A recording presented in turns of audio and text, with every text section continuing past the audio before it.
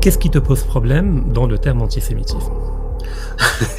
Alors, ce qui pose problème, c'est qu'il ne recouvre pas la réalité historique et génétique. C'est-à-dire qu'aujourd'hui, et depuis un certain nombre d'années, il y a eu une OPA sur le sémitisme.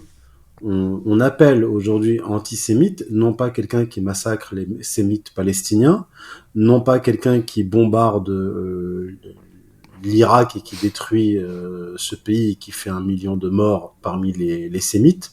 On n'appelle pas antisémite l'Arabie Saoudite qui tue des centaines de milliers de Yéménites, mais on appelle antisémite quelqu'un qui critique, en fait aujourd'hui on en est là, qui critique une personnalité juive ou un dirigeant israélien ou la politique israélienne, sans même aller vers un discours antisémite tel qu'on l'a vu se propager notamment dans la première moitié du XXe siècle.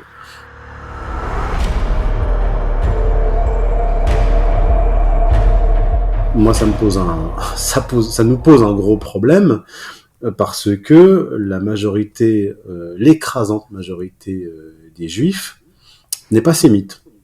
Il y a là le problème aussi.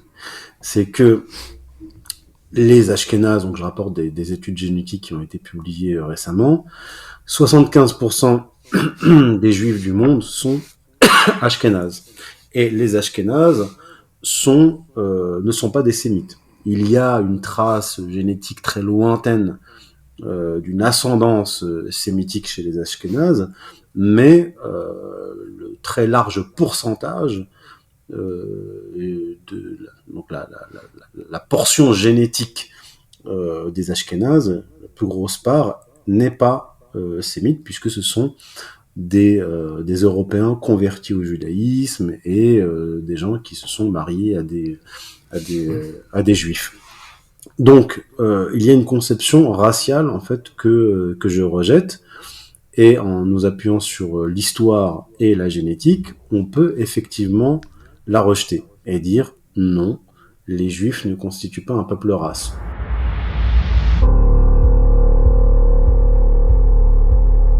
Mais le problème, c'est que dans la religion juive,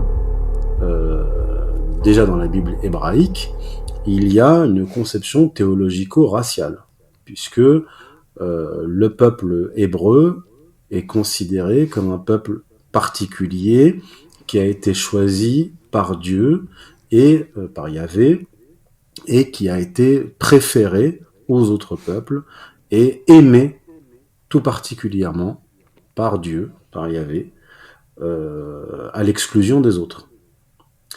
Mais en même temps, si tu permets, dans les textes judaïques, c'est-à-dire dans l'Ancien Testament et la Bible hébraïque en général, cette élection divine et cet amour est conditionné moralement. D'où le fait que, de manière récurrente, des prophètes venaient rappeler cette alliance-là et à quel point ces mêmes tribus-là d'Israël n'étaient plus à la hauteur et avaient trahi cette élection divine. Alors, donc, ce n'est pas un amour uniquement racial, c'est un amour moral également. Alors, le problème, c'est que dans la Bible hébraïque, on trouve parfois une chose et son contraire. Il y a des passages qui disent clairement que Yahvé a choisi et a préféré les Hébreux. Il les a préférés, il les a aimés, à l'exclusion des autres peuples. Mais en même temps, vous avez des conditions. C'est pas l'amour de Dieu qui est conditionné. Vous avez par exemple la présence en Terre Sainte qui est conditionnée. Dans le Deutéronome, il est écrit que vous allez entrer en Terre Sainte, mais si vous dégénérez, si vous abandonnez les commandements de Dieu, si vous adorez d'autres divinités, eh bien vous serez promptement chassé de cette terre. Et vous n'y reviendrez pas. Donc ça, c'est une condition.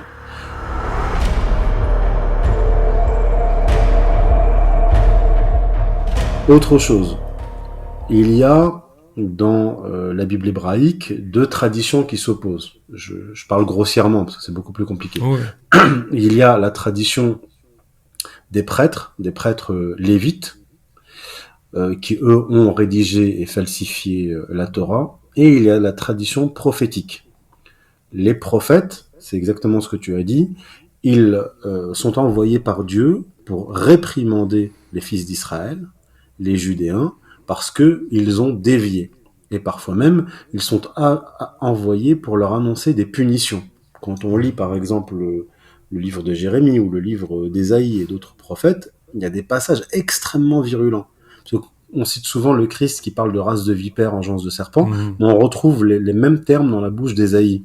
Une race de vipères, engeance de serpent, etc. Donc il parle au nom de Dieu, il dit j'exècre vos fêtes, ne tendez plus vos mains vers moi, vous avez les mains pleines de sang, repentez-vous, vos holocaustes, je ne peux plus les souffrir. Bref, donc il y a